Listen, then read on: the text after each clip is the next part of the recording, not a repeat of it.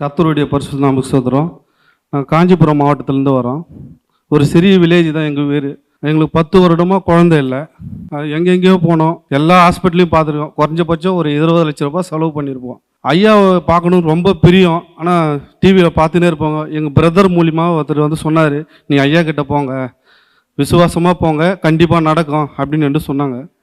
2021 ஐயா வந்து ஒரு சபை வந்து திருப்புழாக்கு வந்தார். பாப்பாஞ்சத்துன்னு ஒரு வில்லேஜில், பூந்தமல்லி பக்கத்தில். அங்கே போய் நானும் என் மனைவி 2 பேரும் போய் ஜெபம் பண்ணோம். கை வச்சு ஜெபம் பண்ணார். அப்பயே அந்த பெரிய கட்டுலாம் உடஞ்சிது. அப்பயே எங்கள் மனைவி வந்து உணர்ந்தாங்க. அது ஜெபம் பண்ணிட்டு போக பிறகு ஒரு 3 மாதம் வச்சு அவங்க கருத்தரிச்சாங்க. என் தேவன் ஐயா மூலியமாக அதிசயம் செய்தார். அதுக்காக அவர் பேரும் அதிசயநாதன் தான் பேர் வச்சிருக்கிறேன். கோடான கோடி நன்றி.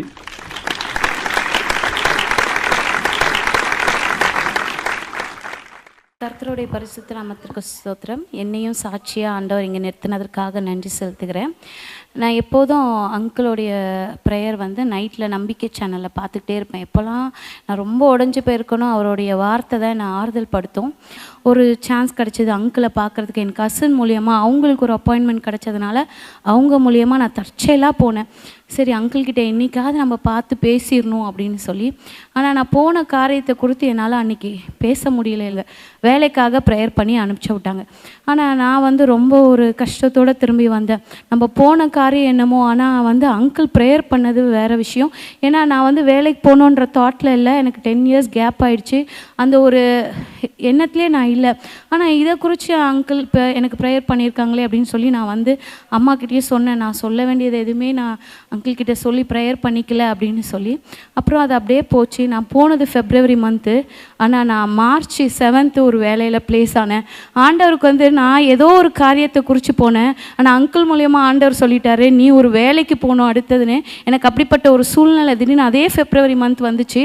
நான் March 7 எனக்கு வேலையில் நான் ஜாயின் பண்ண ஆண்டவர் கிருபை செய்தார். நினைக்க முடியாத அற்புதத்தை ஆண்டவர் செய்தார். அதுக்கு முன்குறித்தே அங்கிள் மூலியமாக எனக்கு ஆண்டவர் பேசினது எனக்கு ஒரு பெரிய ஆசீர்வாதமாக இருந்தது. ஆண்டவர் எனக்கு செய்த நன்மைக்காக நன்றி செலுத்துகிறேன். கர்த்தருடைய பரிசுத்த நாமத்துக்கு ஸ்தோத்திரம். என்னையும் இங்கே ஒரு சிறு சாட்சியாக கர்த்தர் நிறுத்தினதுக்காக நான் கோடான கோடி ஸ்தோத்திரம் சொல்கிறேன் ஏசப்பாக்கு. என் பேர் திவ்யா. நான் செங்கல்பட்டு மாவட்டத்துலேருந்து வரேன். எங்கள் மாமனார் பேர் வந்து மகாதேவன். எங்கள் மாமாவுக்கு கடந்த மே மாதத்துலேருந்து ரொம்ப உடம்பு சரியில்லாமல் இருந்தாங்க. திடீர்னு ஃபுட் பாய்சன் அப்படிலாம் ஆகிடுச்சு. அப்புறம் ஹாஸ்பிட்டலுக்கு கூப்பிட்டு போனோம். அப்புறம் கொஞ்ச நாள் கழித்து பார்த்தா வீட்டுக்கு வந்துட்ட உடனே திரும்ப எந்திரிக்கவே முடியல. ஒரு ப்ரெக்னென்ட் லேடி வந்து எவ்வளோ கஷ்டப்படுவாங்க இடுப்பு வலியோடு, அந்த மாதிரி ரொம்ப கஷ்டப்பட்டாங்க.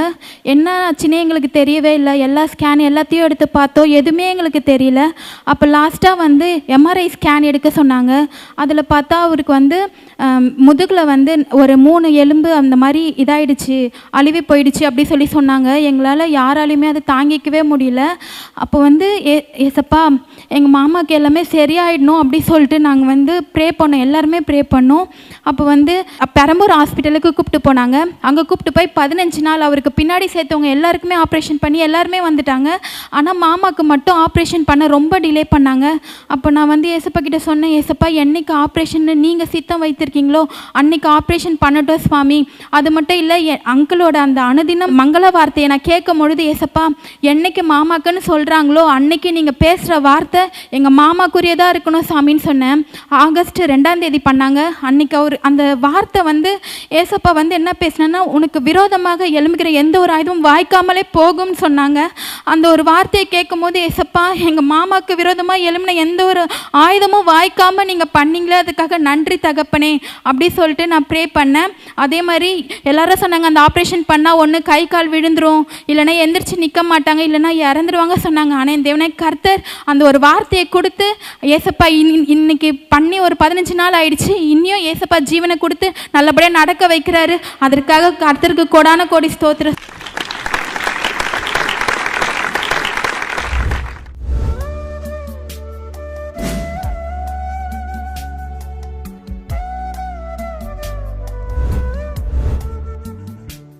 கிறிஸ்துவுக்குள் மிகவும் பிரியமான எனதருமை சகோதர சகோதரிகளே, நம்மை சிருஷ்டித்தவரும் நம்மை உண்டாக்கினவரும் நம்மை ஒருபோதும் மறந்து போகாதவருமாகிய இயேசு கிறிஸ்துவின் வினையேற்ற நாமத்தினாலே உங்கள் எல்லாரையும் வாழ்த்தி ஆசீர்வதிக்கிறேன். அல்லேலூயா.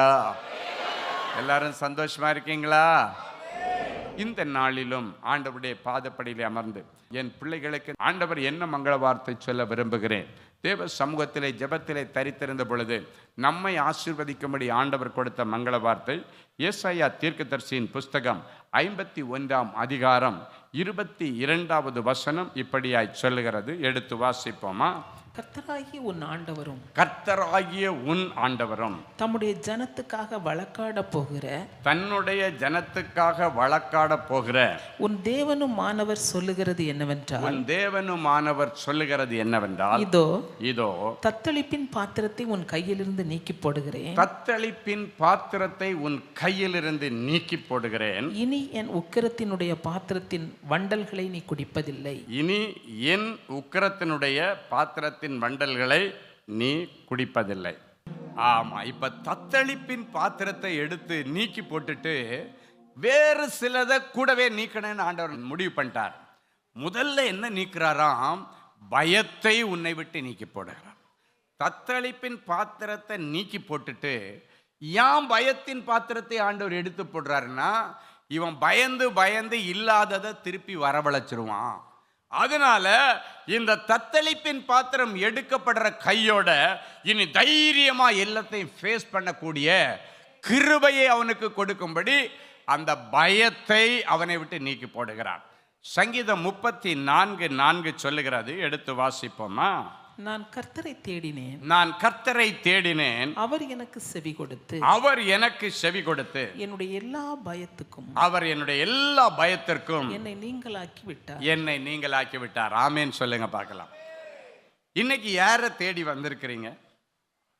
ஆண்டவரை தேடி வந்திருக்கிறீங்க. இந்த வசனத்தை நீங்க நம்புறதுன்னா, இன்னைக்கு ஆண்டவரை தேடி வந்திருக்கிற நீங்க, அவர் உனக்கு செவி கொடுத்து உன்னுடைய எல்லா பயத்திற்கு நீங்களாக்கி உன்னை விடுவிப்பாரா. அதான் இந்த வசனம். அவர் உன்னுடைய ஜெபங்களுக்கு செவி கொடுத்து, நீ என்னென்ன ஜெபங்களை ஆண்டவருடைய சமூகத்தில் வைத்திருக்கிறாயோ, எதெல்லாம் இன்னும் கேட்கப்படவில்லையோ அவற்றுக்கு இன்றைக்கு கர்த்தர் செவி சாய்த்து பதில் தந்தேன் என்று சொல்லுகிறார். உன் வேண்டுதல் கேட்கப்பட்டது. இன்னைக்கு நீ சமாதானத்தோட போலாம். ஆண்டவர் சொல்றாரு, உனக்கு செவி கொடுத்து, உன்னுடைய வேண்டுதல்களுக்கு செவி கொடுத்து, எல்லா பயத்திற்கு நீங்களாக்கி உன்னை நீங்களாக்கி விட்டார். அப்ப அடுத்து நீக்கப்பட வேண்டிய ஒரு காரியம் பயம். இந்த பயம் எதற்கு அடையாளம்? அவிசுவாசத்திற்கு அடையாளம். ஏன் அற்புதம் நடக்கவில்லை? விசுவாசம் இல்லை. விசுவாசித்தால் தேவ மகிமையை பார்ப்பாய். விசுவாசித்தால் அற்புதம் நடக்கும். விசுவாசித்தால் உனக்கு ஒரு அதிசயம் நடக்கும். அப்போ இந்த பயம் ஒரு மனுஷனுக்கு இன்டைரக்டா அவிசுவாசத்தை கொண்டு வருகிறது. எனவே தான் ஆண்டவர் சொல்லுகிறார், உங்கள் இருதயம் பயப்படாமலும் கலங்காமலும் இருப்பதாக. உங்களுடைய இருதயம் பயப்படாமலும் கலங்காமலும் இருப்பதாக இன்னைக்கு சொல்லுகிறார். பயப்படாதே மகளே, மகிழ்ந்து களிகூறு, கர்த்தர் பெரிய காரியங்களை செய்வார். பெரிய நல்ல காரியம்லாம் உன் குடும்பத்தில் நடக்க போகுது. சின்ன சின்ன காரியங்களை நினைச்சு கவலைப்பட்டு பெரிய நல்ல காரியம் நிறைய நடக்க போகுது. ஹல்லேலூயா. அடுக்கடுக்கா செய்ய போறார். எத்தனை பேர் ஆமேன்னு சொல்ல முடியும்? ஆமா, நம்ம ஊர்ல ஒரு பழமொழி சொல்லுவாங்க, கொடுக்கிற தெய்வம் கூரைய பிச்சுக்கிட்டு கொடுக்கணுவாங்க. ஆமேன். ஆமா, கொடுக்க ஆரம்பிச்சிட்டாருன்னா யாரு தடுத்தாலும் நிற்காது. ஏன்னா மேலிருந்து திறக்கப்படுகிறது நீரூற்றல்ல, மதகு. பரலோகத்தின் மதகுகளை ஆண்டவர் திறந்து விட்டாருன்னா அதுக்கு மேலே யார் மட்டுப்படுத்தினாலும் நிற்காது. ஒரு முறை அன்பரின் பாதத்தில் மீட்டிங்கில் ஒரு தம்பி ஒரு சாட்சி சொன்னான். எனக்கு ரொம்ப பிடிச்ச அந்த சாட்சி. அவன் வந்து சாட்சி சொல்கிறான். ஃபஸ்ட்டு அன்பரின் பாதத்தில் மீட்டிங்கு எதுக்கு வந்தான் அப்படின்னு அவன் சொன்னான். அவனுக்கு வேலை இல்லாமல், வேலை இழந்து பல மாதமாக வேலை இல்லாமல், மனைவிக்கு சாப்பாடு கொடுக்க முடியலை, பிள்ளைக்கு ஆகாரம் கொடுக்க முடியலை, பிள்ளைக்கு பால்டின் வாங்கி கொடுக்க முடியலை. இந்த மாதிரி சிச்சுவேஷனில் கடனில் தத்தளிச்சிட்டு இருக்கிறான். வேலை எவ்வளோ இன்றைய ட்ரை பண்ணான், அவனுக்கு கிடைக்கல. எங்கெல்லாமோ அலைஞ்சு பார்த்தா அவனுக்கு கிடைக்கல. கடைசி அவன் ஒரு நாள் வறுமையில் உச்சக்கட்டத்தில் சாப்பாட்டுக்கு கூட வழி இல்லாமல் இருக்கும்போது அவருடைய நண்பர் ஒருத்தர் சொன்னார், எப்பா இன்னைக்கு ஃபர்ஸ்ட் சாட்டர்டே சென்னையில் அன்பரின் பாதத்தில் மீட்டிங்னு, அவனுக்கு வீடு அம்பத்தூர் சைடுன்னு நினைக்கிறேன். அன்பரின் பாதத்தில் மீட்டிங்னு ஒன்று வேப்பேரியில் நடக்கும். நீ போயிட்டு வா, உனக்கு சாப்பாட்டுக்கு வழி பறக்கும். என்னையா சொல்கிறேன்னு கேட்டாராம். அப்போ சொன்னாராம், முதல்ல ஐயா நல்ல ஆவிக்குரிய ஆகாரம் கொடுப்பாரு, நீ போ, அது உனக்கு வாழ்வு கொடுக்கும். முடித்த உடனே உனக்கு நல்ல சுட சுட சாம்பார் சாதம் கொடுப்பாங்க. அப்போ அவனுக்கு முதல்ல சொன்னதை விட்டுட்டான். இப்போ அவனுக்கு அது தேவையில்லை, ஆவிக்குரிய ஆகாரத்துக்கு அவனுக்கு நாட்டமே இல்லை. முதல்ல பசி, அந்த பசிக்கு தான் வழி திறக்கணும் அப்படின்னு சொல்லிட்டு வீட்டிலேருந்து ஒரு டிஃபன் பாக்ஸை எடுத்துட்டு நேராக அன்பரின் பாதத்தில் மீட்டிங் வந்துட்டு நல்லா உட்காந்து வசனத்தை எல்லாம் கேட்டார். அவன் வந்தது சாப்பாட்டுக்காக. வெட்கத்தை விட்டு மீட்டிங்கில் அவன் சொன்ன சாட்சியை சொல்கிறேன். சாப்பாடு கிடைக்கும், ஒரு நேரம் வயிறு நிறைய சாப்பிட்டு டிஃபன் பாக்ஸில் கொஞ்சம் எடுத்துகிட்டு எனக்கும் என் மனைவிக்கும் என் குட்டி பிள்ளைக்கும் நான் கொண்டு போகலான்னு சொல்லிட்டு ஆசையாக நான் வந்து உட்கார்ந்து வார்த்தையை கேட்டேன். அந்த வார்த்தையே எனக்குள்ளால ஒரு நம்பிக்கையை ஏற்படுத்திட்டு செத்து கிடந்த என் விசுவாசத்தை அது உயிர்ப்பித்தது. எனக்கு மறுபடியும் ஒரு வாழ்வு இருக்குது அப்படின்றது எனக்கு வெளிப்படுத்தி, செத்துடலான்னு நினைச்ச நாட்களுக்கு பதிலாக எனக்கு ஒரு வாழ்வு இருக்குதுன்றத ஐயா மூலமா அந்த வார்த்தை எனக்கு கொடுத்தது. அதுக்கு பிறகு சாப்பாடை பற்றி நான் கவலைப்படலை. ஆனாலும் எனக்கு அன்னைக்குள்ள சூழ்நிலைக்கு நல்லா திருப்தியாக சாப்பிட்டேன். ஒரு வாட்டி 3 வாட்டி வாங்கி சாப்பிட்டுட்டு என் மனைவிக்கும் பிள்ளைக்கும் கொஞ்சம் ஒரு டிஃபன் பாக்ஸில் எடுத்துகிட்டு போய் நான் கொடுத்தேன். ஐயாட்ட மேலே வந்து ஜெபம் பண்ண வந்தேன். ஐயாவுக்கு என்னை பற்றி எதுவுமே தெரியாது. ஐயா சொன்னார், குப்பையில் கிடக்கிற ஒன்றை நான் கோபுரத்தில் உட்கார வைக்கிற நாள் வந்துருச்சு. அந்த வார்த்தை அவனுக்கு உடம்பெல்லாம் நடுங்கி போச்சான். ஏன்னா அவன் குப்பையில் கிடக்கிற மாதிரி சாப்பாட்டுக்கு வழி இல்லாமல் சாப்பாட்டுக்காக மீட்டிங் வந்தவன் சொன்னவன். ஆண்டவர் இந்த வார்த்தை சொன்ன, கோபுரத்தில் உட்கார வச்சு ராஜாக்களோடும் பிரபுக்களோடும் உட்கார வச்சு அழகு பார்ப்பேன்னு சொல்லிட்டார். என் அன்பு தேவனுடைய பிள்ளைகளே, முடிச்சுட்டு மீட்டிங் முடிச்சுட்டு போனால் திங்கக்கிழமை, சனிக்கிழமை முடித்து ஞாயிற்றுக்கிழமை முடித்து திங்கக்கிழமை காலையில் அவருடைய ஒரு ஃப்ரெண்ட் ஒருத்தர் கூப்பிட்டு, எங்கள் முதலாளிக்கு இப்படி ஒரு வேலை ஆக வேண்டியிருக்க ஒரு கான்ட்ராக்டரை கூப்பிட்டுட்டு வர சொல்கிறார். இவனுடைய ஃபீல்டே இல்லை, அது இந்த ஆளை கூப்பிட்டுட்டு வந்து இந்த வேலையெல்லாம் முடிச்சு கொடுப்பான்னு சொல்கிறாரு. அதனால் உனக்கு எப்படி பார்த்தாலும் கையில் காசு இல்லைன்னு எனக்கு தெரியுது, அதனால் இந்த வேலையை உன் கையில் கொடுக்குற 4 ஆளுங்களை கூப்பிட்டுட்டு வந்து நிறுத்தி நீ இந்த வேலையெல்லாம் அவனுக்கு முடிச்சு கொடுத்துரு எங்கள் ஓனருக்கு, அதுக்கு உனக்கு உள்ள பணத்தை தருவார் அப்படின்னு சொல்லிட்டு இன்ட்ரடியூஸ் பண்ணி கொண்டு விட்ட உடனே அந்த முதலாளி கண்களில் தயவு, ஒரு பெரிய ஃபேக்ட்ரி வச்சுருக்கிறவர், அவர் கண்களில் தெய்வம். உண்மையாக சொல்கிறேன், எனக்கு தெரியாது, ஆனால் நான் 4 ஆளை வச்சு கூட நின்று செய்து தரேன் சார். அந்த உண்மையை கர்த்தர் பார்த்தார். அதன் பிறகு அந்த முதலாளி அதே ஃபீல்டில் அவனை உருவாக்கி தெரிஞ்சவங்க எல்லாருக்கும் சொல்லி இன்னைக்கு பெரிய ஃபேக்ட்ரியை கர்த்தர் அவனுக்கு சொந்தமாக கொடுத்துருக்கிறாரு.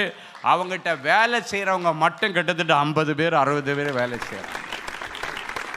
ஒரு காலத்தில் அன்பரின் பாதத்தில் சாப்பாடு கிடைக்கணும் வந்தவன் இப்போ அன்பரின் பாதத்தில் சாப்பாடு போடுற அளவுக்கு கர்த்தர் அவனை உயர்த்தி இருக்கிறார். அன்பு தேவனுடைய பிள்ளைகள், அதுதான் நம்முடைய ஆண்டவர். அந்த ஒரு ஜங்ஷன், அந்த பயத்தை ஆண்டவர் எடுத்து போட்டார். அவ்வளோதான், இதுக்கு மேலே முடியாது. அவர் சொன்ன வார்த்தை, ஐயா மூலமாக அந்த வார்த்தைகள் செத்து கிடந்து என் விசுவாசத்தை உயிர்ப்பித்தது. அந்த வார்த்தையை பிடிச்சிட்டு போனேன், எனக்கு வாழ்வு கிடைத்தது. இன்னைக்கு இந்த வார்த்தையை நீ பிடிச்சிட்டு போ, உனக்கு வாழ்வு இருக்கிறது. உனக்கு ஒரு பெரிய ஆசீர்வாதம் காத்திருக்கிறது. கர்த்தர் உனக்காக ஏதோ ஒன்றை செய்ய போகிறார். ஏதோ ஒரு காரியம் நடக்கும். அது எல்லாருடைய கண்களுக்கு ஆச்சரியமா இருக்கும். அவன் சொன்னான், நான் இப்படியெல்லாம் முதலாளி ஆவேன், இத்தனை பேருக்கு வேலை கொடுப்பேன், நான் கனவுல நினைச்சு பார்த்ததில்லை. இன்னைக்கு அப்படிப்பட்ட ஒரு டேன் நாள் உனக்கு வருகிறது, உன் பிள்ளைகளுக்கு வரும். இதெல்லாம் என் பிரதர் உங்களை உற்சாகப்படுத்துறதுக்காக சொல்கிறேன்னு நினைக்காதீங்க. இதெல்லாம் நடக்கும். ஒரு செகண்டில் ஒரு மனுஷன் கண்களில் தயவு கிடச்சுன்னா நீ பெரிய ஆளாயிடுவேன். நிறைய பேர் நிறைய ஆசீர்வாதத்தை தேடுறீங்க, ஆனால் மனுஷர் கண்களில் தயவுன்னு ஒரு பெரிய ஆசீர்வாதம் பைபிளில் இருக்குது. நிறைய பேர் அதை கண்டுக்கிறதே இல்லை, நிறைய பேர் அது அவசியம் இல்லைன்னு நினைக்கிறீங்க. ஆண்டவர் சில நேரங்களில் மனுஷர்கள் மூலமாகத்தான் உனக்கு உதவி செய்வார். சில மனுஷர்களை உனக்காகவே ஆண்டவர் பெரிய ஆளாக்கி வச்சிருப்பார். ஒரு குடும்பத்தில் யாரோ ஒருத்தர் ஆண்டவர் பெரிய ஆளாக்கி பெரிய லெவலில் வச்சிருப்பார். எதுக்கு தெரியுமா? அந்த குடும்பத்தில் கஷ்டப்படுற தம்பி தங்கச்சிங்களுக்கு உதவி செய்கிறதுக்காக தூக்கி வச்சிருப்பார். அவங்கள வச்சிருப்பார். நீங்கள் பார்த்தீங்கன்னா ஊரில் எல்லாம் ஃபங்க்ஷன் நடக்கும்போது பார்த்தீங்கன்னா அவங்கள தான் பெரிய மனுஷன் சொல்லி கொண்டு முன்னால் உட்கார வச்சுருப்பாங்க. அவர்கிட்ட சொல்லி தான் எல்லா காரியத்தையும் நிர்ணயம் பண்ணுவாங்க, முடிவு பண்ணுவாங்க. ஏன்னா ஆண்டவரால் அவர் ஆசீர்வதிக்கப்பட்ட ஒரு ஐஸ்வர்யவானாக இருப்பார். இன்னைக்கு அந்த ஐஸ்வர்யவான் பட்டியலிலே கர்த்தர் உன்னை கொண்டு வருகிறார். இன்னைக்கு உன் வீட்டுக்குள்ளால் ஐஸ்வர்ய சம்மனராகி ஆண்டவர் உள்ள போறாரு. உன் தரித்திரங்களுக்கு முடிவு. ஹல்லேலூயா. அந்த பயத்தின் ஆவியை ஆண்டவர் எடுத்து போடுகிறார். சங்கீதம் 34:6-7 சொல்லுகிறது, இந்த ஏழை கூப்பிட்டான், கர்த்தர் கேட்டு அவனை அவன் இடுக்கண்களுக்கு எல்லாம் நீங்களாக்கி ரட்சித்தார். கர்த்தருடைய தூதன் அவருக்கு பயந்தவர்களை சூழ பாளையம் இறங்கி விடுவிக்கிறார். இன்னைக்கு பாருங்க, உங்களுடைய எல்லா பயத்தை ஆண்டவர் எடுத்து போட்டார். எல்லா பயத்தின் ஆவியை எடுத்து போட்டு தைரியத்தின் ஆவியினால நிரப்ப விரும்புகிறார். இந்த பயத்தில் சிலருக்கு கைகாலெலாம் நடுங்கிடும். ஒரு முறை ஒரு தம்பி வந்து சொல்கிறான், ஐயா நான் வீட்டில் எல்லாம் நல்லா படிச்சுட்டு தான் போவேன், ஆனால் எக்ஸாம் ஹாலில் போய் உட்கார்ந்த உடனே எனக்கு பயத்தில் உடம்பெல்லாம் வேர்த்துரும், உள்ளங்கையெல்லாம் தண்ணி மாதிரி ஆகிடுமா. அந்த தம்பி சொல்கிறான், உள்ளங்கையெல்லாம் தண்ணி மாதிரி ஆகிடும், நான் எழுதுகிற ஆன்சர் ஷீட்டில் தண்ணியாகவே ஊறும், அந்த அளவுக்கு பயம். அவன் சொல்கிறான், எனக்கு இந்த பயத்தினால எல்லாமே கோட்டை விட்டுருவேன், தெரிஞ்ச கொஸ்டினாக இருக்கும், இதுவாக இருக்குமா அதுவாக இருக்குமான்னு குழம்பி போய் பயத்தினால தான் நான் தோல்வி மேலே தோல்வி சந்திச்சுட்டு இருக்கிறேன். நான் நல்லா படிக்கிறேன், ஆனால் எனக்கு ஞாபகத்தில் நிற்கும், உள்ளே போன உடனே ஒரு விதமான பயம், கை நடுங்கு கால் நடுங்குது. அது மட்டும் இல்லை, ஒரு நாள் சொன்னார், அந்த பப்ளிக் எக்ஸாம் டைமில் ஒரு முறை அவனுக்கு அந்த பயத்தில் ஜுரமே வந்துருச்சான். ஜுரத்தோடு போய் உட்காந்து எக்ஸாம் எழுதுனேன்னு சொல்கிறான். ஒரே ஒரு வார்த்தை தான், ஆண்டவரே நீர் கோழைத்தனத்தின் ஆவியை அல்ல தைரியத்தின் ஆவியை பெற்றிருக்கிறீர்களே என்று சொன்னீரே. இவனுக்குள் இருக்கிற எல்லா பயத்தின் ஆவி, கோழைத்தனத்தின் ஆவிகளை ஆண்டவர் எடுத்து போட்டு தைரியத்தின் ஆவியினால நிரப்பம். சிங்கத்தை போல இவன் தைரியமாக இருக்கட்டும். அந்த ஒரு வார்த்தை சொன்ன உடனடியாக பார்த்தீங்கன்னா உடம்பெல்லாம் சிலிர்த்துருச்சு. அதன் பிறகு அவனுடைய பார்வையிலே ஒரு வித்தியாசத்தை அந்த நிமிஷம் பார்த்தேன். இந்த தைரியத்தின் ஆவி வந்த உடனே பார்வையில் ஒரு நம்பிக்கை வருகிறது. அவன் பேச்சில் ஒரு நம்பிக்கையை பார்த்தேன். ஸ்பாட்டில் ஒரு செகண்டில் அந்த வசனம், மங்கள வார்த்தை, அந்த ஆவி போய் அந்த தைரியத்தின் ஆவியானவர் உள்ள வந்த உடனடியாக அவனுடைய பார்வையில் பேச்சில் எல்லாம் கண்ணீர்னு இருக்கு. அது மட்டும் இல்லை, இது வரைக்கும் அவிசுவாசமாக பேசுகிறவன் ஜெபத்திற்கு பிறகு விசுவாசத்தில் பேசுகிறான். அங்கில் இந்த முறை நான் எல்லாம் நல்லா பாஸ் பண்ணிடுவேன், எனக்கு நம்பிக்கை இருக்கு. பயம் வந்துச்சுன்னா நம்பிக்கை தான் முதல்ல இழந்து போவீர்கள்.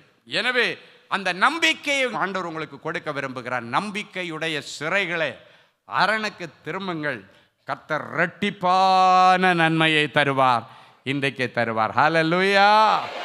எல்லா பயத்தின் ஆவிகள் சில பிள்ளைகளுடைய சரீரத்தில் இருந்து அவர்களை நைட்டு தனியாக வெளியே போகக்கூடாது, ஒரு சின்ன காரியத்தை செய்ய விடாது, எப்பவுமே யாராவது ஒருத்தர் துணைக்கு கூட போயிட்டே இருக்கணும்.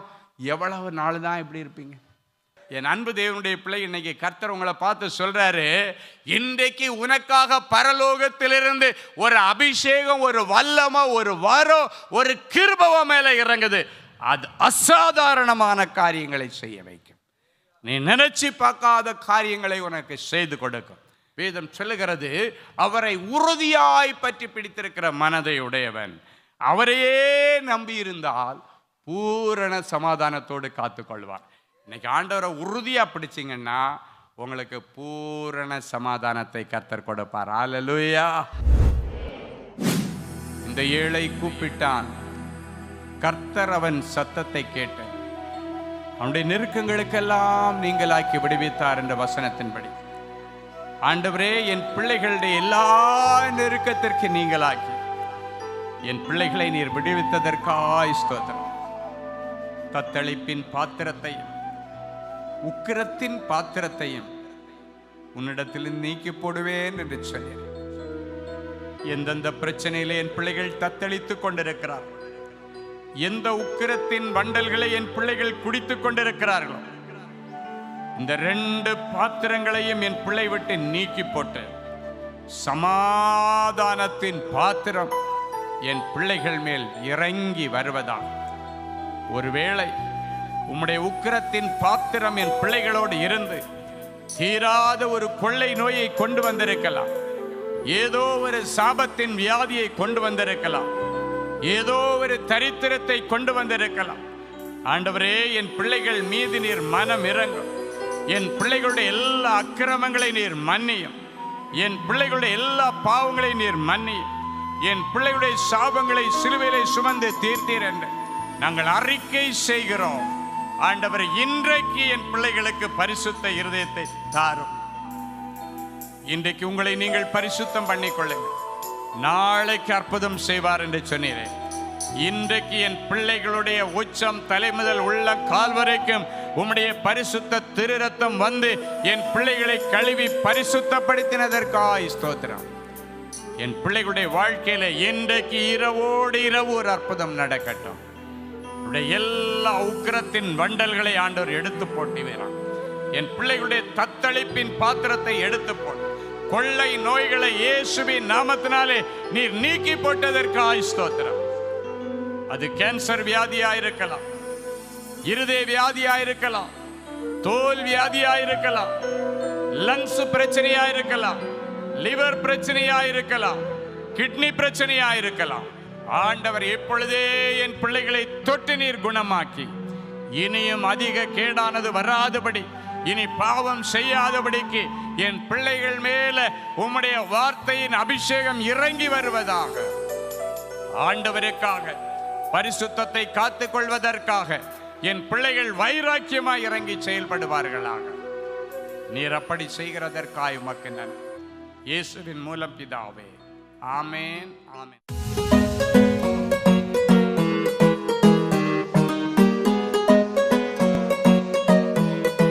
தேவனின் அன்பு ஊழியங்கள் நடத்தும் இஸ்ரேல் தேச புனித பயணம்.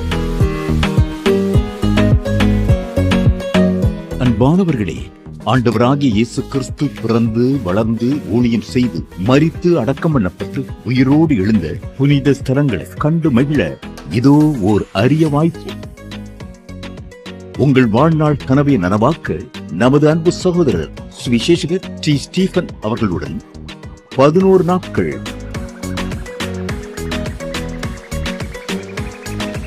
எகிப்து,